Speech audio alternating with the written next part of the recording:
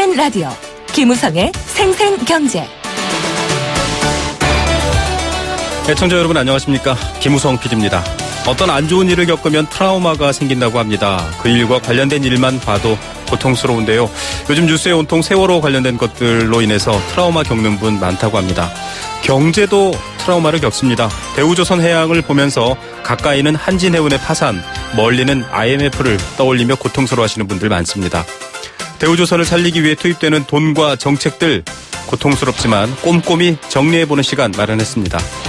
은퇴하면 경제적으로 곤란해진다. 이제 한국 사회에서 공공연한 일이 됐습니다. 생각보다 평균 5년 가까이 빨리 은퇴를 하는 경우도 있고요.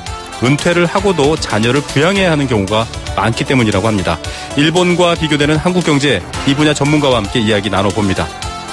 금요일, 미세먼지, 자연스럽고 흔한 풍경이 되어버렸습니다. 이 미세먼지에도 도시를 깨끗이 하기 위해 노력하는 분들 직접 경제의 소리에서 만나봤습니다. 2017년 3월 24일 금요일, 김우성의 생생경제, 애청자 여러분께 문을 엽니다.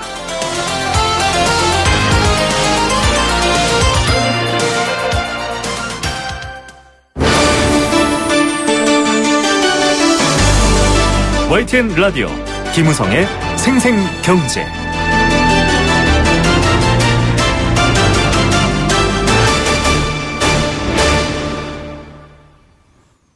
네, 첫 번째 생생 인터뷰입니다. 임종용 금융위원장이 어제 이렇게 밝혔습니다. 대우조선해양의 문제는 대우조선해양의 문제가 아니라 조선업 전체 우리나라 경제의 문제다라고 확대해서 얘기했습니다.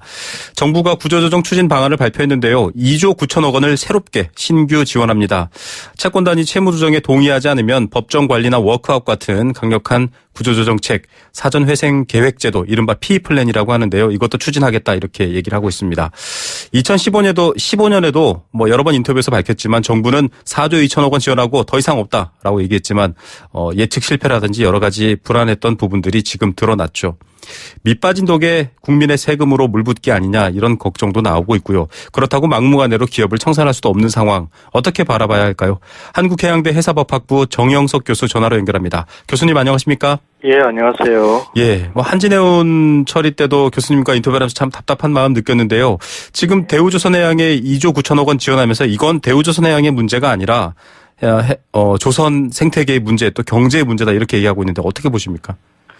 예, 인식은 이제 바로 하고 있는데요. 우리 경제나 조선산업 전체의 문제이긴 하지만은, 대우조선해양의 문제는 거기에 그치지 않고, 대우조선해양을 어떻게 살리느냐, 아니면 정리하느냐에 따라서, 앞으로 우리 조선업 자체의 경쟁이 영향을 미치기 때문에, 네. 좀 더 근본적인 해결책을 마련할 필요가 있다고 봅니다. 예, 근본적인 해결책의 접근은 아직 궁금한 퀘스천 마크가 있다, 물음표가 있다 이런 얘기인데 2조 9천억 원 지원하기로 했고요. 출자 전환도 2조 9천억 원 해주기로 했어요. 사실상 5조 8천억 원 지원했다 이렇게 평가가 되고 있는데 어떻게 봐야 됩니까? 그렇게 보는 게 맞겠죠. 2조 9천억을 이제 지원하겠다는 것은 금년도에 도래한 채무 변제 등 유동성 확보를 위해서 필요한 것이고요. 또 이자 부담이라든지 여러 가지 현재 이제 재무 구조가 계속 부실해지기 때문에 결국은 이제 채권단이 출자 전환을 통해서 채무를 떠안는 형태가 되기 때문에 네. 실질적으로는 5조 8천억 지원이 맞다고 봐야 할 것입니다. 예, 이게 지금 사실 은행권, 특히 국책은행들과도 시중은행도 마찬가지입니다만 이 미묘하게 연결되어 있기 때문에 정부가 이렇게 일단 무조건 회생으로 나간다 이런 배경 설명들을 하시는 분들이 있던데요. 어떻게 보십니까? 예. 일단은 대우조선해양에 대해서 어떻게 할지에 대한 확실한 청사진을 지금 제시를 못하고 있기 때문에 네. 일단은 이 유동성 위기만 계속 넘어가면서 폭탄 돌리기 하는 게 아닌가 이렇게 보입니다. 네. 그 부분 때문에 여쭤봤는데요. 지금 이게 폭탄 돌리기다. 더 큰 지금 위험, 앞서 말씀하신 근본적인 위험 문제인 것 같습니다. 예. 지금 비난이 일 것 같으니까 P플랜 얘기가 나오거든요. 사전회생 계획 제도다. 법정관리와 워크아웃을 결합했다라고 하는데요. 법정관리는 법원이 회사를 관리하는 거고 이런 것들을 도입하게 되면 지난 한진해운 때도 저희가 조금 법적인 조치가 취해지자마자 굉장히 어려움에 빠졌거든요.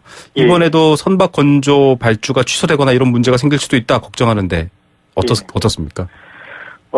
지금 아마 P플랜까지 얘기가 나오는 것은요. 채권단이 자율적으로 채무 조정을 하지 않으면은 강제로 채무 조정을 했더라도 이 계획을 그대로 밀고 나가겠다는 것을 얘기하는 것이고요. 아, 네. 예, P플랜이 문제되는 것은 결국은 이제 단기간에 걸쳐서 법정 관리를 일단 들어갔다가 다시 회생 절차로 이동하는 것이기 때문에 네. 법정 관리 갔을 때 이제 아까 그 선박 발주 취소라든지 이런 문제가 뭐 발생할 가능성은 있습니다. 예. 자, 이 자구안도 뭐 잠시 후에 물어보겠지만 이런 얘기가 나오는 이유가 예전과는 다르기 때문에 지원해야 된다라는 명분이라도 있으면 좋을 텐데 그런 부분들이 안 보이니까 자꾸 밑 빠진 독에 물 붓기다 이렇게 비판을 하고 있거든요. 뭐 대우조선 관계된 분들이야 마음이 지금 힘드시겠지만 밑 빠진 독에 물 붓기다. 어떻게 보십니까? 예, 일단 그 조선업 시황 그 예측에 있어서 뭐 몇 년도 아니면 몇 년이 지나면은 이제 시황이 호전되고 어느 정도 개선될 것이다는 이러한 이제 플랜이 나와야 되는데 네. 현재는 그게 굉장히 불투명합니다. 네. 그래서 지금 상태에서 이제 이렇게 그 막연하게 계속 지원을 하는 것은 밑빠진 독에 물 붓기가 될 가능성이 아주 높습니다. 예, 지난 2015년에 4조 2천억 원 지원할 때도 사실 이 수주 예측이라든지 이런 부분들을 실패했기 때문에 그렇게 됐다. 저희가 월요일에도 그런 인터뷰를 한번 보내드렸는데 역시 같은 문제를 안고 있다 이렇게 보시는 건가요? 그렇죠. 그 당시에도 이제 저는 이제 조선업 그 업황 회복이 한 10년 이상은 힘들 것으로 봤는데 네. 너무 단기간에 한 3년 안에 회복이 될 것이라는 것을 전제로 해서 그런 게 계획을 세웠기 때문에 당장 1년 만에 실패하는 결과를 가져왔다고 볼 수 있습니다. 예, 지금 국제 유가가 사실 굉장히 중요한 변수인데 이 부분도 뭐 지금 내려갔다가 물론 오른 적이 있습니다만 또 내려가고 있는 입장이고 굉장히 복잡한데 정부의 예측 이게 왜 잘 안 되나요? 어렵나요? 이런 예측이? 그렇죠. 이게 조금 우리가 크게 쳐다보면은 네네. 그렇게 어려운 문제는 아니라고 봅니다. 왜냐하면은 그 국제 유가가 한 뭐 100불 이상, 배럴당 100불 이상 올라갔을 때는 심해져 있어 석유를 개발하기 때문에 네. 해양 브렌트 수요가 있지만은 지금 미국에서 그 세일가스를 이게 양산을 하면서는 네네. 아마 유가가 40불에서 60불을 완전히 돌파하기는 힘들거든요. 네네. 그런 상황에서는 우리가 이제 긍정적으로 예측하는 그런 결과가 오기는 거의 어렵다고 봐야 됩니다. 예, 이런 요소 지금 교수님께서 설명해 주신 셰일 오일이라든지 국제유가 흐름만 봐도 좀 보수적으로 잡거나 다른 방식의 방향을 잡아야 된다라는 목소리가 나오는 이유인 것 같습니다. 일단은 경쟁력 있는 부분에 대해서는 보호해야 된다. 이 목소리는 뭐 일단 이구동성인 것 같습니다. 사업을 대폭 정리해서 매출 규모도 약 7조 원 정도로 축소해서 좀 알짜배기만 남기겠다 이런 계획인데요. 실현 가능합니까, 교수님? 실제로 이제 저희들이 그 알짜배기 사업만 남겨야 된다는 것은 두 가지 의미가 있습니다. 네네. 일단 현재 그 너무 규모가 크기 때문에 이 적자 폭이 굉장히 크고 이것을 줄여야 된다는 게 첫 번째 과제가 될 것이고요. 두 번째는 이제 우리나라가 외국에 비해서 경쟁력을 갖추고 있는 이런 기술력을 갖추고 있는 부분을 유출시키지 않기 위해서는 이 부분을 살려야 된다는 것인데 네. 그렇다고 해가지고 대우조선해양을 매출 규모를 7조 원으로 축소한다고 해가지고 해결되는 것은 아니고요. 네네. 현재 이제 삼성중공업이나 또 현대중공업을 보더라도 강력하게 구조조정을 시행을 하고 있는데 이것은 현재 양사만 해도 그 공급량이 세계 시장에서 수요를 훨씬 초과하기 때문에 그렇습니다. 네. 지금 이 얘기가 자칫되면 저가 수주 경쟁 같은 상황이 돼서 오히려 생태계를 더 어렵게 할 수 있다. 이런 지적도 있던데요. 네, 그건 당연하죠. 왜냐하면은 특히 이제 그 뭐 현대중공업 같은 경우는 이제 자력으로 구조조정을 많이 추진을 하고 있는데 네. 그 대우조선해양 경우에는 지금 그 손실이 발생하는 부분을 계속 금융권 채권단을 통해서 보충을 해주고 있기 때문에 네. 결국은 그 저가 수주를 하더라도 실적만 계속 올리겠다고 할 수가 있습니다. 이렇게 되면은 경쟁력을 어느 정도 갖추고 있는 타 중공업까지도 저가 수주에 들어가게 됨으로써 우리 조선업 전체적으로 더 큰 위기에 빠질 가능성이 있습니다. 예, 결국 대우조선 못 살리면 나머지까지도 같이 침몰할 수 있다 이런 걱정인데 이 자구안도 대우조선은 27% 달성입니다. 이 구체적인 내용을 사실 일반 청취자분들이 잘 모르시는데요. 여러 가지 인력 감축, 자산 매각 뭐 여러 가지를 추진해야 되는데 현대중공업이 60%, 삼성중공업이 40%인데 대우조선은 27%입니다. 이건 문제 있는 거 아닌가요? 그렇죠. 지금 결국은 이제 현대나 그 삼성그룹에서도 현재 매출 규모, 생산 능력이 너무 크기 때문에 이것을 대폭 줄여야 된다. 뭐 심지어 아주 이게 좀 강하게 보는 분들은 전체 그 뭐 생산 규모를 한 3분의 1 정도만 남겨야 된다고 보고 있는데 네. 오히려 가장 부실한 회사가 이 구조조정을 가장 그 약하게 하는 것은 다른 회사에까지도 악영향을 미칠 가능성이 아주 큽니다. 예, 이 분식회계라는 말을 평소에 듣지 못하는 국민들도 이 대우조선 지난 사건을 통해서 이런 얘기를 들을 만큼 사실 내부 부실을 해결하지 않는다면 설득력이 떨어질 텐데요. 이 한진해운과의 형평성 문제 저희도 월요일에 한번 지적했습니다만 좀 이런 부분에 대한 문제점도 아직 명쾌하지는 않습니다. 그때는 안 되고 왜 지금 되냐 이런 말도 있는데요. 배경은 어떻게 보십니까, 교수님? 분명히 이제 형평성 문제가 있죠. 지금 오히려 이제 투입되는 자금 규모로 봤을 때는 한진해운이 더 적은 자금으로도 유지를 할 수 있었는데 네. 결국 이제 본질적으로 같은 점은 둘 다 공적 자금을 투입한다고 해도 회생될 가능성이 어느 시점에 되겠다는 것이 명확하게 보이지 않았다는 점을 같아요. 네. 같은데 이제 한진해운은 정리를 하고 대우조선해양은 이제 계속 자금을 투입한다는 게 문제가 되고 있는데 결국 이거는 정치적인 그 영향이라고 볼 수가 있습니다. 네. 왜냐하면은 그 직접 종사자가 한진해운 같은 경우는 한 1,500에서 2,000명 정도였는데, 네. 대우조선해양은 뭐 관련 업체까지 하면 한 5만 명 이상이 되기 때문에, 네네.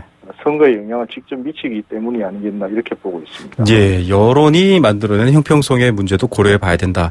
일단은 제일 고민되는 부분이 국민들께서도 이거 뭐 돈 쏟아부어서 해결되면 좋지만 안 되면 이 폭탄 돌리기밖에 안 된다라는 말씀 교수님도 해주셨는데요. 어쨌든 차기 정부가 이 폭탄을 받아서 폭탄을 해체해야 될 것 같습니다. 좀 근본적인 이 문제를 위협을 없애야 될 텐데 어떤 대안 제안하시겠습니까? 일단은 그 조선 시황을 조금 저희가 아주 크리틱하게 분석을 하고, 네.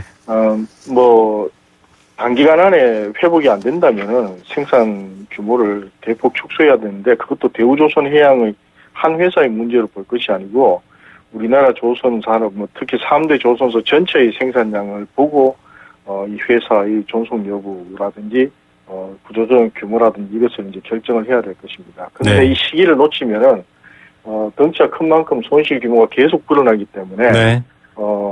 이제 차기 정부가 들어서면 빠른 시간 내에 이러한 것을 분석하고 결론을 내고 실행을 해야 될 것으로 봅니다. 예, 꼼꼼하게 예측을 하고 빠른 시간 내에 결정해달라. 이 얘기 전달됐으면 좋겠습니다. 교수님 오늘 말씀 감사드립니다. 예, 감사합니다. 네, 한국해양대학교 해사법학부 정영석 교수였습니다. YTN 라디오 김우성의 생생경제. 네, 생생경제 함께하고 계십니다. 여러분과 함께 만들어가는 생생경제입니다. 난 이런 생각 갖고 있다. 돈 주면 안 돼. 혹은 이 얘기에 대해서 난 이렇게 생각합니다. 여러분 생각 보내주시면요. 함께 나누고 그렇게 방송 만들겠습니다. 오늘은 조기 퇴직 관련된 얘기 준비했는데요. 이어지는 두 번째 인터뷰에서 이 문제 다룰 예정입니다. 의견 보내주실 분은 단문 50원, 장문 100원의 정보 이용료 부과되는 샵 0945번 문자로 참여 가능합니다.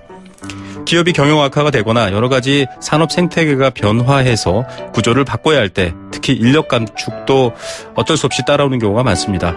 그런 이유 때문에 정년 이전에 퇴직하는 걸 조기 퇴직이라고 하고 요즘 굉장히 많이 늘고 있습니다. 조기 퇴직. 그런데 이 조기 퇴직자들 중에서 정년까지 채우지 못하고 정년을 채우는 분도 10명 중에 1명밖에 안 되고요. 조기 퇴직하시는 분들은 자녀 양육 등 당장 들어갈 돈이 여전하기 때문에 경제적으로 취약계층이 될 가능성이 높다. 이런 얘기가 되고 있고요. 이렇게 되면 결국 돈을 안 쓰게 되고 또 여러 가지 경제 순환이 이루어지지 않으면서 악순환에 빠질 우려가 있습니다. 일본이 비슷한 사례라고 하는데요. 잘 극복했거든요. 두 번째 인터뷰에서 그 사례와 대한 이야기 드리겠습니다.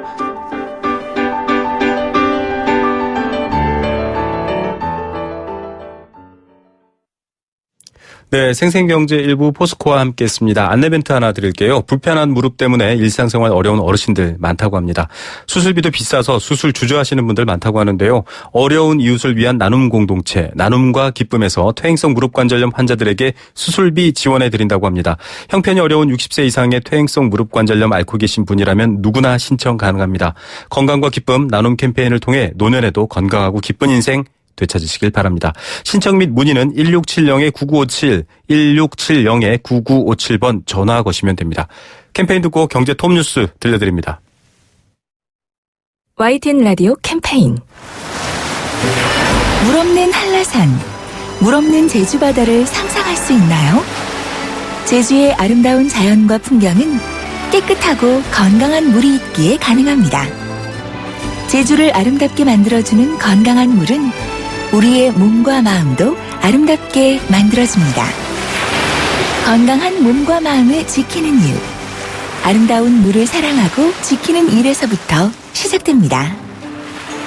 YTN 라디오 아름다운 물 캠페인은 광동제약과 제주특별자치도 개발공사와 함께합니다. 한국전기안전공사 사장 이상권입니다.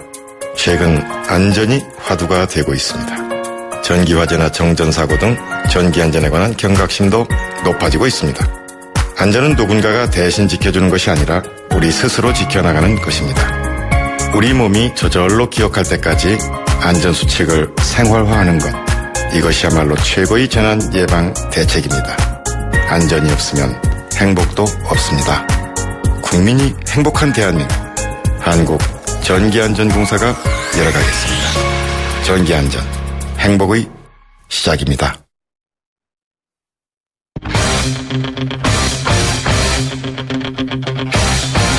지금 가장 뜨거운 경제 소식. 경제 톱 뉴스.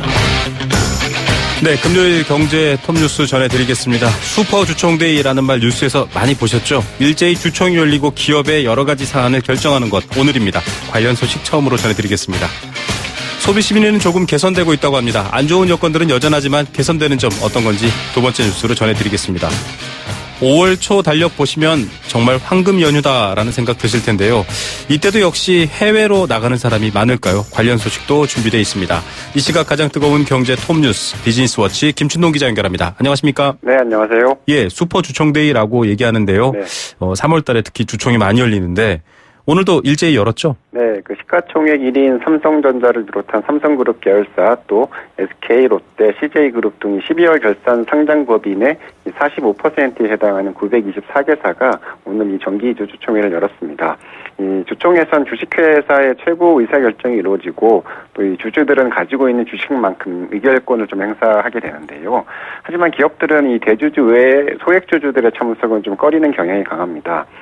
안건에서 예상치 못한 항의를 받을 수 있고 또 이 대주주 측이 원하는 방향으로 좀 처리되지 않을 수도 있기 때문인데, 그래서 많은 기업들이 관행적으로 이 3월 중순이나 마지막 주 금요일에 좀 집중적으로 주총을 개최하곤 합니다. 네. 이 때문에 해마다 슈퍼주총 내이 또 때주총 이런 비판도 좀 나오고 있는데, 올해도 이런 관행이 좀 되풀이되면서 이 소액주주들의 권리 행사는 좀 여전히 쉽지 않은 것으로 나타났습니다. 예, 이거 경제민주화의 핵심 의제이기도 한데, 네. 어쨌든 이번 주총들 열렸는데 주요 이슈들 어떤 것들이 있습니까? 그 책임 경영 강화 또 주주가치 제고 이슈가 가장 많았습니다.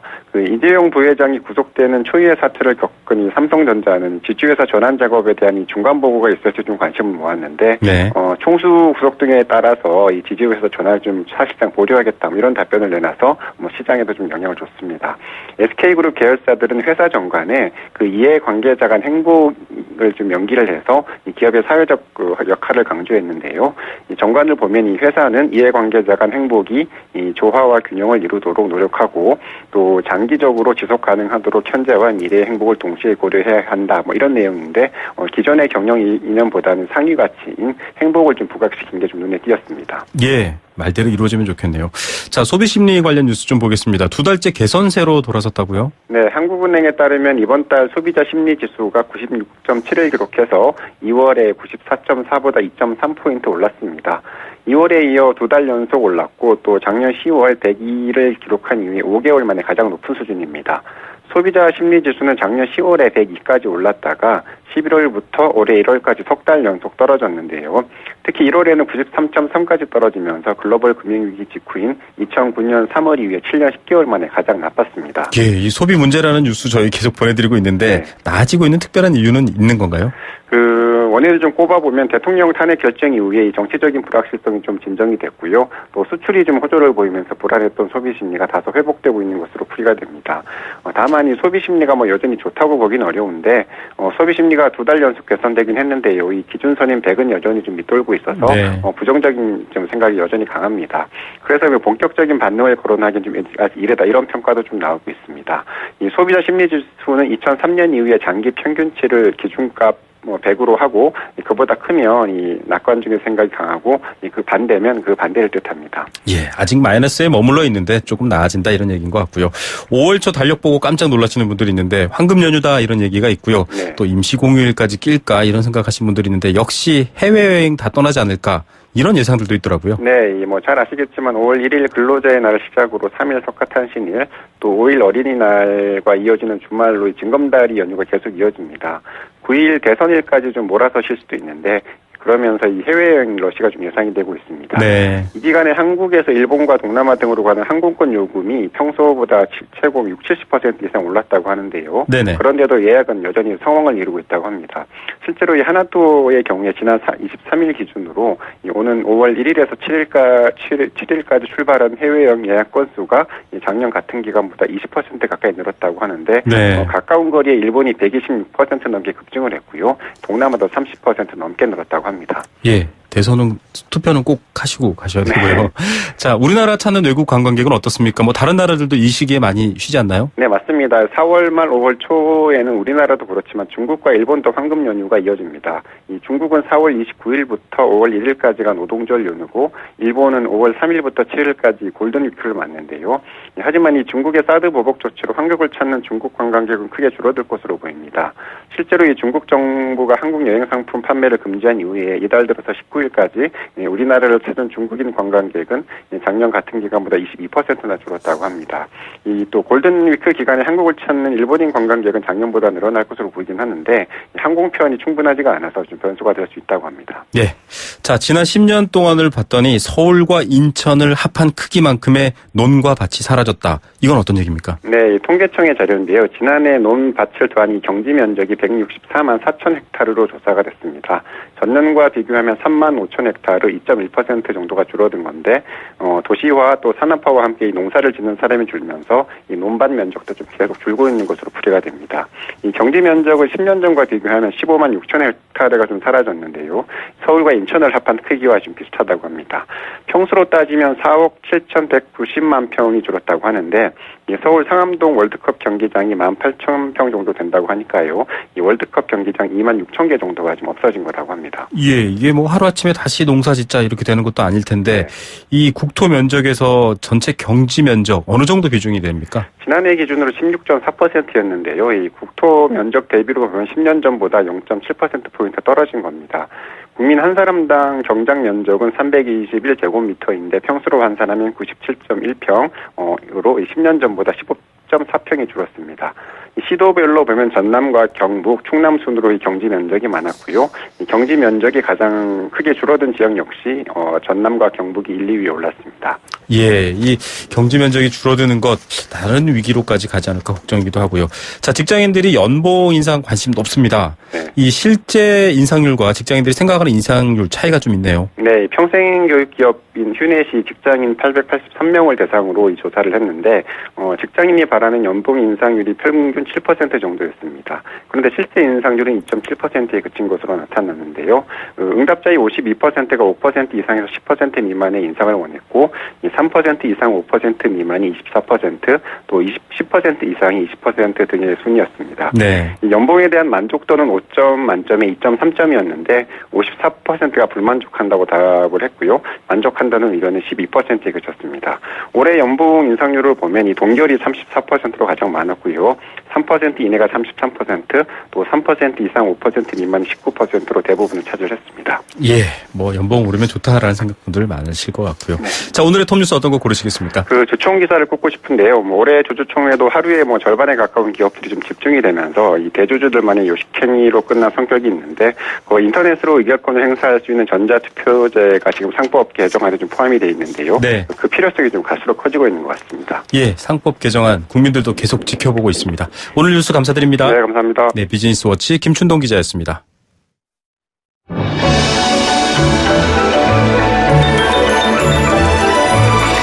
오늘의 경제를 들여다보는 시원한 창. YTN 라디오 김우성의 생생경제. 생생 인터뷰.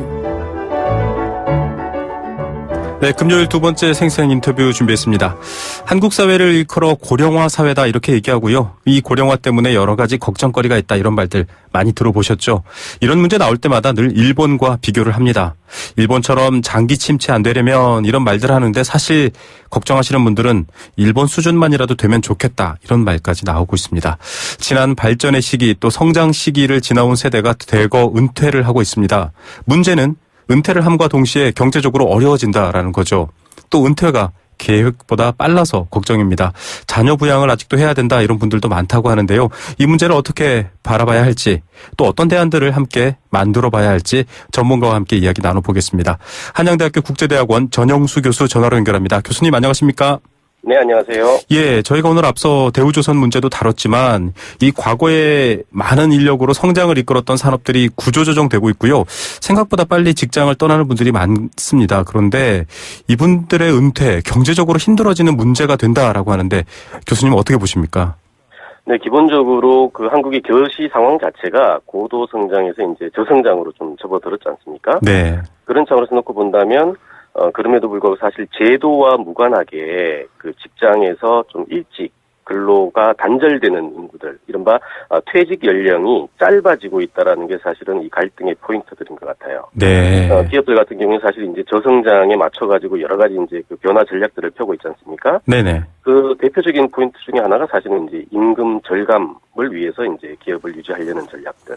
이런 것들이 사실은 이제 근로자들의 고용 불안으로 연결되고 이것들이 소위 이제 은퇴를 해야 됨에도 불구하고 자녀들까지 맞물리는 세대들한테는 굉장히 중요한 짐으로 등장을 하고 있습니다. 예, 저희 생생경제에서도 사실 청년 실업 문제 계속 심각하다 얘기를 해드렸는데 들여다보니까요. 이 교수님께서 말씀하신 조금 일찍 퇴직하시는 분들 뭐 52세부터 58세 정도까지 사이를 보고 있는데 한 70%는 여전히 자녀 이 생활을 부담하고 계신 분들이 많더라고요. 그렇습니다. 사실 실질적으로 우리 제도는 어쨌든 뭐 60세 혹은 최근에 이제 정년 연장이 이루어져 가지고 65세까지 어쨌든 형식적으로는 좀 늘어났죠. 근데 문제는 이제 실질적인 퇴직 연령은 뭐 50대 초반이면 사실 단절이 되거든요. 네네. 근데 50대 초반이라는 게 사실 라이프 사이클상 이 자녀들이 이제 막 사회에 진입하거나 네. 혹은 이제 결혼 정년기 들어가서 좀 목돈이 필요한 네네. 완전한 독립이 아직 안 된 상황에서 부모의 소득이 이제 줄어든다라는 것은 사실은 부모 세대뿐만 아니라 자녀 세대까지 리스크가 증가되는 형태로 전체적인 불행을 좀 증증시킨다 이렇게 보는 게 타당할 것 같습니다. 예, 수명이 길어지고 있기 때문에 또 50대 은퇴 이걸 뭐 여유로운 은퇴라고 볼 수도 없을 상황인데 좀 다른 부분이 이렇게 자녀 부양까지 하다 보니까 은퇴하시는 분들 경제적으로 위험에 빠지게 되는데요. 일본과 좀 비교해서 보면 좀 비슷한 상황이지 않습니까? 그런데 좀 다른 부분이 있다 이렇게 교수님께서 지적도 하셨던데요. 네, 사실 뭐 자녀 문제 때문에 그 중장년의 부모 세대가 빈곤에 빠지거나 혹은 이제 각종의 이 갈등 상황에 봉착하는 경우가 뭐 일본이라고 없지는 않았죠. 일본도 존재는 했었습니다만 네네. 한국보다는 그렇게 좀 광범위하진 않았다. 네. 복합 불황이 시작됐던 90년대 초중까지는 이런 것들이 좀 존재를 했던 것 같아요. 네. 다만 이것은 일부의 빈곤층과 우리로 치자면 이 차상위 계층, 네. 기본적으로 좀 빈곤한 부모 세대와 소위 그들의 자녀 세대가 소위 이제 동반된 그 갈등들이 좀 점증되는 사건들이 있었습니다만 한국처럼 중산층까지 이게 파급되는 형태는 없었다고 보는 게 좀 더 타당할 것 같아요. 이유는 네. 뭐 많은데요. 네네. 기본적으로 어쨌든 뭐 일본 기업들 같은 경우에는 여전히 이 종신 고용과 관련된 이 정년을 유지하려고 하는 정책들이 좀 셌던 것 같고요. 네. 비단 뭐 많이 뭐 구조조정한다 이런 얘기도 있었습니다만 이 얘기는 사실은 이제 비정규직 위주로 고용 절감을 이뤘고 한번 어쨌든 정규직 라인에 진입한 부모 세대 같으면 적어도 한국처럼 50대 초반에 물러나는 그런 경우는 상대적으로 적었고요. 네. 또 한편에서는 이런 것도 굉장히 큰 차이 같은데 청년 세대, 소위 자녀 세대의 네네. 이 경제적 독립 분위기가 환경이 네. 한국과 일본은 굉장히 좀 다른 것 같아요. 네. 청년 고용이 우리보다 일본이 비교적 좋았다라는 것들도 가장 큰 차이 같은데 네. 일본 같은 경우는 사실 청년 실업 같은 문제 굉장히 컸다고 얘기합니다만 한국보다는 기본적으로 굉장히 높은 수준에서 고용이 유지가 됐었고요. 네네. 그게 이제 조금씩 줄어드는데 이제 좀 뭐랄까 좀 과장되게 굉장히 안 좋았다, 불황이다, 뭐 이런 것들 느낌이 좀 있었던 것 같아요. 기본적으로는 복합 불황기에도 청년 실업은 생각보다 그렇게 높지는 않았다. 네. 그런 것들이 이제 부모에 대한 의존성을 좀 줄이는 그런 측면으로도 기능했는 것 같고요. 예, 취업이 어렵다기보다는 한번 취업이 안 됐을 때 되게 어렵다 이런 문제들 수준이었던 것 같고요. 또 뭐 프리기도 있는 것처럼 좀 비정규직이나 낮은 수준의 일자리를 가져도 그렇게 먹고 살기가 힘들지는 않다 이런 얘기를 하던데 일본은 좀 그렇다 이런 얘기도 하시는 분들이 있던데 어떻습니까? 네, 정확한 지적이시고요. 한국 같은 경우에는 임금 격차가 기본적으로 굉장히 크기 때문에 이 부모 세대들의 이 자녀에 대한 교육에 대한 욕망도 굉장히 큰 거죠. 네. 왜냐하면 한번 진입할 때 소위 고임금의 그룹에 들어가지 않으면 평생 힘들어진다라는 이제 경험 법칙을 부모님들이 알고 계시거든요. 네네. 근데 일본 같은 경우에는 기본적으로 그 임금 격차가 예를 들어 이제 대기업이나 중소기업 혹은 뭐 남녀 혹은 고졸과 대졸 이 사이에서의 임금 격차가 생각보다 한국보다는 굉장히 크지 않다라는 네. 거죠. 이런 것 때문에 뭐 기회비용을 생각한다면 뭐 중소기업에 뭐 고졸 정도로 들어가도 크게 뭐 불리하진 않다. 이런 공감대가 청년들 사이에서는 굉장히 일반적이죠. 예, 지금 일본이 갖고 있는 것과 우리가 갖고 있지 않은 것들 비교해서 생각해 보시면 한숨 푹 쉬시는 분들이 있을 텐데 이게 지금 여러 가지 내수라도 살아나야 될, 내수부터 살아나야 될 우리 경제에도 악영향을 주지 않을까요, 교수님?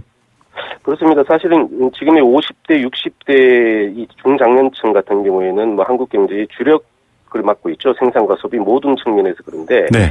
이분들이 이제 고용 불안에 이제 휘둘리게 되면은 당장 이제 임금이 줄어들게 될 것 같고요. 네. 그러면 이제 소비도 줄어들고 또 이것들이 이제 돌고 돌아서 청년들의 실업으로 또 증가가 연결로 되겠죠. 또 이런 것들이 이제 그 전체적으로는 내수 불황으로 될 것 같고 어쨌든 세대 불문하고 최근에 한국 경제에서 보이고 있는 세대 전체에 걸친 이 가처분 소득의 하락 문제가 소위 내수의 복합적인 불황으로 연결되는 악순환 구리의 출발이 될 수 있다는 점에서 네네. 경계할 필요가 있습니다. 쓸 수 있는 돈, 쓸 수 있는 소비 자체가 막히면 이게 악순환의 시작이 된다. 정말 새겨들어야 될 얘기 같은데 뭐 교수님께서는 일본 경제 쪽의 전문가이시기도 한데요. 일본이 저절로 그렇게 우리와 좀 비교했을 때 좋았던 부분이 있는 건 아닌 것 같고 뭔가 사회적 노력이 있었을 것 같은데 어떻습니까? 네, 사실 이 성장의 경로라든가 고용의 제도 같은 것을 뭐 한국과 일본을 비교해 보면 굉장히 많이 닮아 있어요. 네네. 한국이 사실 일본 것을 많이 이제 벤치마킹을 한 결과인데요. 이건 뒤집어 얘기하면 그만큼 또 활로를 찾을 수 있는 기회가 될 것 같습니다. 네. 뭐 가장 중요한 것은 일본 정부 같은 경우에는 이 인구 변화 같은 것들 문제, 장수 사회, 고령 사회 관련돼서 첫 번째로 방점을 찍었던 게 이 고용 안정이었거든요. 네. 그래서 이제 고령층 같은 경우에는 정년 연장을 실질적으로 이뤄낸 것 같고요. 두 번째는 어쨌든 가처분 소득을 올리는데 가장 중요한 것은 내수 확충이라는 점에 사회 전체가 동의를 한 것 같아요. 네네. 특히나 이제 아베 정부의 그 2기가 시작하면서 전체적인 자원 배분을 중앙에서 지방으로 바꾸는 네. 각종의 정책을 통해서 내수를 키우려고 하는 작업들을 많이 하고 있죠. 그 지향점은 바로 전체 내수를 떠받치는 이 가처분 소득의 증가로 이루어질 수가 있고요. 궁극적으로는 그럼에도 불구하고 구조적인 개혁, 즉 인구 변화에 대응할 수 있는 굉장히 시간이 많이 걸리고 돈도 많이 소요됩니다만 추진할 수밖에 없는 저출산 장려 정책들 이런 것들이 맞물려 가지고 소위 일본 사회 전체에 어제보다 나은 내일이라는 그 고용 안정의 포인트들이 강조되고 있다는 거 그런 것들이 받아지고 있다는 게 사실은 뭐 심리적인 차원에서 놓고 본다면 일본 경제에 굉장히 큰 호재로 작용하고 있습니다. 예, 우리는 지금 뭐 일자리 놓고 사실은 아버지 일자리를 뺏어서 아들에게 준다 이런 방식의 논의인데요. 정년 연장이 나오면 청년 고용 문제를 또 덧붙이는데 전혀 다른 차원에서 사회가 바라본다라는 일본의 사례 도움되는 얘기인 것 같습니다. 지금 정치나 경제 사실 이 과거 개발 시대의 종언을 얘기하고 있거든요. 사실상 경제 구조 교수님께서 앞에서 지적하셨지만 고성장 구조가 아니고요. 결국 좀 고령화, 저성장 이런 것들에 대한 상수, 일본 사례도 얘기하셨지만 우리는 좀 어떤 대안들 가지고 대책을 마련해야 할까요? 일단 시간이 별로 없다라는 점을 좀 그 인지를 해야 될 것 같고요. 아, 시간이 별로 없다. 네. 예, 한국 사회의 제도라든가 철학, 뭐 정책의 대부분이 여전히 우리는 그 고도 성장에 맞춰져 있는 구체제의 지금 그 포인트들이 돼 있거든요. 네네. 여기 보면 몸이 줄었다면 사실은 옷도 줄이는 게 굉장히 합리적인 선택일 것 같습니다. 네. 패러다임이 바뀐 것에 조응하는 정책들이 필요한데 여전히 한국은 꽤 늦다. 근데 이제 시간도 별로 없기 때문에 꽤 서둘러야 될 것 같다는 느낌이 들고요. 따라서 이 확대 지향적인 목표로 사회 사회 전체적인 불행을 확산시키기보다는 내실을 다지는 구체적인 전략이 좀 필요하다. 내실을 다져야 한다. 네. 네. 사실 이 고성장애 눈높이가 굉장히 높을 때 생기는 가장 큰 문제가 이 엇박자의 문제인데 네. 본인들이 가지고 싶은 그 욕망의 높이는 굉장히 높은데 실제 가져갈 자원의 수는 적다면 사회 전체적인 이 불행의 총량은 늘어나게 되겠죠. 네네. 이런 것들을 줄이려면 어쨌든 그 욕망의 수준을 줄이면서 동시에 다가오는 패러다임에 대한 변화된 생존 전략들이 굉장히 필요합니다. 네. 가령 예를 든다면 뭐 산재해에 있는 그 자산들을 보다 더 유효하게 활용할 수 있는 방안들. 있는 것을 잘 쓰자. 네. 그렇죠. 그러니까 새로운 것을 만들어서 그것을 이제 부가가치를 늘리기보다는 이미 잊혀졌지만 주변에 굉장히 산재해 있는 자산들을 조금 더 유효화시켜서 새로운 좀 생명을 불어넣는 차원의 이용 같은 것들이 굉장히 중요할 것 같고 네. 사실 또 정책 자원을 그 미래 희망에 배치한다라는 신호를 네. 후속 세대들한테 던져줄 때 이 사람들이 소위 그 지속 가능성에 대한 확신을 가지고 네. 적극적이고 능동적인 삶의 디자인을 할 수가 있겠죠. 예, 덩치를 키워서 한탕 확 한다 이런 느낌이 아니고요. 있는 것들을 들여다보면서 미래에 대한 가치를 끊임없이 얘기한다. 사실은 이미 시작되고 있는 공유경제라든지 이런 부분의 얘기일 텐데 다시 한번 새겨봐야 할 것 같습니다. 교수님 오늘 말씀 감사드립니다. 고맙습니다. 네, 한양대학교 국제대학원 전영수 교수였습니다.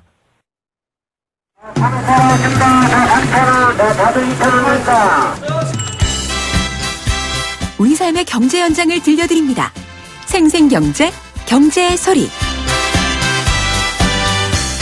네, 눈을 감고 소리로 만나보면 더 많은 것들이 보입니다. 왜냐고요? 보이는 것만 보는 게 아니라 보이지 않는 것까지 보게 되니까요. 자, 금요일을 채우는 알찬 코너 경제의 소리. 오늘도 이혜선 리포터와 함께합니다. 어서 오세요. 네, 안녕하세요. 네. 지금 바깥에도 그런데요. 요즘 미세먼지 얘기 안 하면 네. 예, 힘들 것 같아요. 이번 주 초에 너무 심했죠. 네네. 진짜 저는 밖에서 주로 취재를 하니까요. 미세먼지가 심하다고 하는 날은 벌써 공기가 좀 답답해요. 그렇습니다. 밖에 좀 오래 서 있기가 괴로울 정도인데 제가 이번에 미세먼지에 관해서 취재를 하면서 한 2시간 정도 밖에 계속 돌아다녔거든요. 네. 그런데 당일 저녁까지 계속 기침이 나오는 거예요. 네네. 근데 이게 잘 살펴보면 목에서 나는 기침이 아니라 네. 폐에서 나오는 기침이더라고요.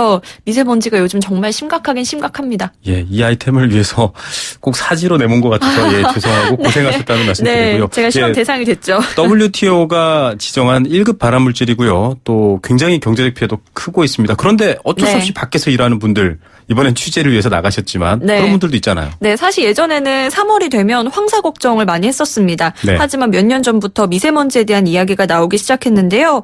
도로의 환경을 책임지는 분들에게는 이 미세먼지의 심각함이 조금 더 크게 다가오고 있습니다. 네. 서울시 종로구에서 진공 노면 청소차 운행을 담당하고 있는 조장기 씨의 이야기 잠시 들어보시죠. 네. 3월에서 5월 사이에 굉장히 그 따가운 거 내부에 있는 차량에도 들어올 수 있는 그런 먼지를 흡입을 해보면은 목이 따갑고 피부도 가렵기도 하고 그렇습니다. 이게 일반 먼지 같으면 그걸 못 느낄 텐데 아주 심한 피부가 예민한 사람은 봄에 그걸 많이 느끼나 봐요. 그분들이 지금 한 4개월째는 그걸 못 느꼈었는데 피부가 약간 불구스름해지면서 따갑다고 할까요? 가려운 증세. 눈도 메스껍고 기침도 가끔 하다 보면은 가래도 좀 섞이는 경향 나오는 경향이 있고 그런 이야기를 간혹 우리 새내기 친구분들이 많이 해주더라고요. 화장실 가면 보통 10초 정도 손을 씻었다고 한다면은 한 20초 정도 더 깔끔하게 씻어주시고 옷도 좀 미세먼지 묻어 있으니까 털어주시는 것도 좋은 생각이지 않을까 그렇게 생각해 봅니다. 예, 목소리에서도 느껴지는데 사실 환경미화원분들도 그렇고요. 교통경찰 또 어쩔 수 없이 밖에서 일하는 분들은 피할 수가 없잖아요. 네. 옷도 그대로 입고 들어가면 아마 많이 쌓여있을 것 같은데요. 맞아요. 요즘 개인적으로 다들 마스크 같은 것들 준비하시는 분도 있고요. 또 각 지자체에서도 이 미세먼지 대응책에 대해서 좀 고심을 하고 있는데요. 서울시에서 도로 청소 방식을요. 분진 흡입 방식으로 대대적으로 전환하기로 했다는 소식이 있습니다. 네. 분진 흡입 방식 좀 생소하실 텐데요. 예. 우선 이 분진 흡입 청소 차량이 있어요. 네네. 이 차량이 어떻게 돌아가는지 그 소리를 잠깐 들려드릴게요. 네.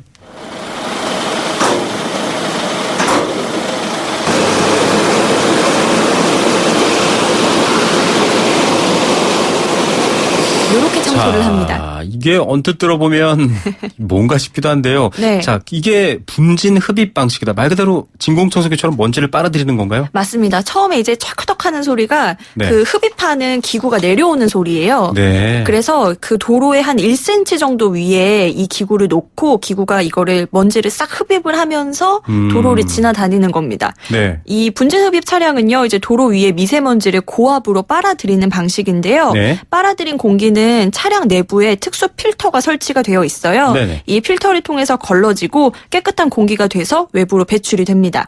그리고 회수된 미세먼지는 수도권 매립지나 전문 업체를 통해서 또 처리가 돼요. 이게 이른바 신기하죠? 도로 위에 공기청정기 같은데 예전에는 제가 도로 다니면서 보면 이 물을 쫙 뿌리면서 물 청소를 했거든요. 맞습니다. 이거 물 청소할 때 다들 옆으로 피해본 경험 한 번씩들 맞아요. 있으실 텐데요. 사실 물 청소는 한 번에 모든 도로를 다 청소를 해야 되고요. 그래서 주로 심야 시간에만 작업을 할 수가 있었습니다. 네. 또 물 청소를 해도 미세먼지가 잘 제거가 됐는지 파악하기가 조금 어려웠는데 이 분진 흡입 방식은 조금 다릅니다. 서울시 생활환경과 클린도로 운영팀 장동원 팀장에게 자세한 이야기 들어보시죠. 네. 물청소차는 일단은 물을 충분하게 뿌려서 이제 하수로 흘러보내가지고 이제 먼지를 제거하는 방법이고, 물이 완벽하게 다 하수로 흘러갈 수는 없잖아요. 돌에 묻는 것도 있고 차에 묻혀가는 것도 있고 남아있는 것도 있기 때문에 이런 부분에서 물에 젖어 있는 상태에는 먼지가 마르면 다시 또 이제 날아가거나 아니면 다른 데로 이제 장소만 이동하는 거지 제거가 완전히 안 된단 말입니다. 그래서 분진 흡입 청소차는 고압으로 먼지를 빨아들여서 수거를 하기 때문에 차가 지나간 자리는 거의 완벽하게 흡수를 해서 차 한 1km에 갈 때 한 3.44kg 요 정도의 그 분진을 제거를 하는데 그 중에 한 21%는 미세먼지 PM10 정도가 되고요. 그 다음에 그 PM10 안에 다시 3% 정도는 2.5 초미세먼지 2.5에 해당하는 먼지가 있습니다.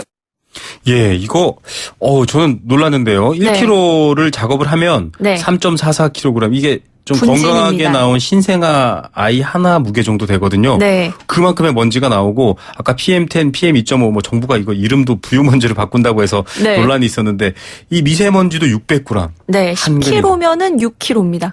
1km 정도 거리니까 이 안을 왔다 갔다 하면 굉장히 많은 먼지를 마시겠구나 이런 걱정도 되네요. 네, 이 초미세먼지 이야기까지 들으니까 저는 조금 충격적이더라고요. 네. 그래서 서울시에서는요, 올해 안에 분진 흡입 청소 차량을 30대를 추가로 확보를 해서 총 75대를 운영할 계획이고요. 네. 75대의 분진 흡입 차량은 연간 120km의 도로를 청소해서 약 80톤의 미세먼지를 수거할 계획입니다. 네. 그리고 이게 물 청소도 같이 병행을 해야 더 효과적으로 미세먼지를 제거할 수 있다고 해요. 그래서 분진 흡입 작업이 조금 어려운 곳은 물 청소가 진행이 될 예정입니다. 네, 서울시에서 이런 계획을 갖고 있다고 하니까 좀 안심하시는 분들도 있을 것 같기도 하고 이게 개인이나 몇몇 사람이 스스로 해결할 수 있는 문제가 아니라 사회가 나서야 되는데 좀 정부도 대책을 세워야 될 것 같습니다. 그렇습니다. 거리에서 만난 시민분들도 이 미세먼지에 대해서 좀 여러 가지 생각들을 가지고 있으셨는데요. 어떤 점이 특히 걱정이 되시는지 또 어떤 점 바라시는지 그 이야기 같이 들어보시죠. 네. 일단은 시야로 뿌옇게 보이고, 일단 목이 아파요. 집안에서도 이제 끓음이랄까 이렇게 이제 그런 게 좀 보이고 닦으면은 그 예고하는 거를 많이 이렇게 뭐 아침 뉴스라든가 뭐 이렇게 자주 해서 좀 경각심을 좀 주면 좋겠어요. 수원이나 뭐 화성, 평택 제가 이쪽 주변을 많이 다니는데 코가 굉장히 막혀서 제가 집에 퇴근하고 가면 오늘도 이렇게 미세먼지가 심했나 할 정도로 옷도 굉장히 또 더러워지는 것도 있고요. 마스크도 굉장히 비싼 마스크가 많이 나온다고 하는데 매일매일 일회용을 끼다 보면은 금액도 만만치 않기 때문에 우선 인터넷이나 이런 걸로 뒤져서 미세먼지가 어떤지 확인하고 안 좋은 날은 마스크 하고 나오고 그러고 있어요. 아직 아이는 없는데 결혼한 상태고 아이가 태어나면 건강에 되게 좋지 않지 않을까 되게 많이 영향을 끼칠 것 같아서 그게 제일 큰 걱정인 것 같아요. 네, 시민들이 이렇게 걱정을 하고 계십니다. 앞서 네. 이 여자분 젊은 여성분이 비용 얘기도 했는데 네. 정말 저희가 답답할 때 참 기가 막히네요 이런 소리 하는데 정말 코가 막힐 노릇입니다. 이 경제적인 측면에서 조금 더 말씀을 드리면은요. 환경당국이나 학계 그리고 경제협력개발기구 OECD 등에 따르면 현재 한국의 대기 오염에 따른 사회적 비용이 연간 10조 원을 웃돈다고 합니다. 네. 미세먼지는 1톤에 196만 원의 피해 비용과 4억 5천만 원의 사회적 비용이 발생한다. 이런 연구 결과도 나오고 있는데요. 네. 한국의 대기 오염은 OECD 회원국 중에서도 가장 나쁜 수준입니다. 이 미세먼지 문제 해결할 수 있는 방법은 없을지 같이 좀 고민을 해봐야 할 것 같아요. 예, 미세먼지 문제 우리분의 한 개인의 문제가 아니라 국가의 문제 또 나아가서는 중국, 일본, 한국, 아시아의 문제이기도 하고요. 네. 참 같이 고민해볼 수 있는 시간 먼지 마시면서 마련해 주셨네요. 감사합니다. 네, 감사합니다. 이혜선 리포터였습니다. 크리네어 테크 크리네어 테크 집중기 주물 작업 연마 작업 페인트 작업 분진가스 냄새 연기 작업장 분진 이 세상에 못 없애는 분진이 어딨어 크리네어 테크 기술력이 끝내줍니다 크리네어 테크 크리네어 테크 집중기 네, 생생경제 포스코와 함께했습니다. 조기퇴직 문제 7270님은요. 청년 실업도 문제지만 이 은퇴하는 분들 문제 해결하지 않으면 정말 우리 경제 큰일 날 겁니다. 라고 얘기했습니다. 8106님은 작은 회사를 운영하시나 봐요. 저희 같은 소기업은 정년퇴직하고 취업한 분들도 계시는데요. 일도 잘하고 꼼꼼하십니다. 연륜 좀 활용했으면 좋겠습니다. 예, 이런 말도 주셨습니다. 여러분들이 바라는 대로 좋은 경제 만들어질 거고요. 조금 지친 봄, 저는 잠시 재충전을 위해서 다음 주 한 주는 개인 사정으로 자리를 비웁니다. 그 자리는 경제학 박사 서울여대 홍영만 교수께서 함께할 예정인데요. 저는 다음 주 지나고 4월 3일 월요일에 찾아오겠습니다. 좋은 주말 되십시오. 김우성의 생생경제였습니다.